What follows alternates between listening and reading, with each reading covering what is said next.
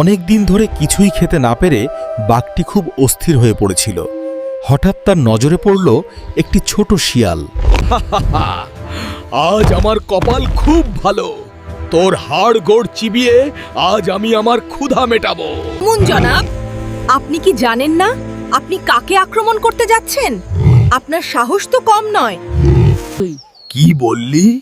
আমি বনের রাজা, তোকে খেতে আমার আবার অনুমতির দরকার নাকি? রাজা ছিলেন এক সময়, এখন সৃষ্টিকর্তা আমাকে এই বনের নতুন রাজা করে পাঠিয়েছেন। বিশ্বাস না হলে আমার সাথে চলুন। দেখবেন সবাই আমাকে দেখে ভয়ে পালাবে। এখনো কি আপনার সন্দেহ আছে? দেখলেন তো আমাকে দেখেই সবাই কেমন পালাচ্ছে। এখনো কি আপনার সন্দেহ আছে? আমি তো আগে জানতাম না।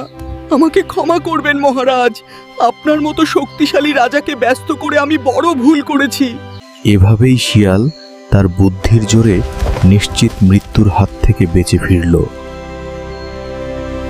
উপদেশ: শারীরিক শক্তির চেয়ে বুদ্ধির শক্তি অনেক বেশি কার্যকর।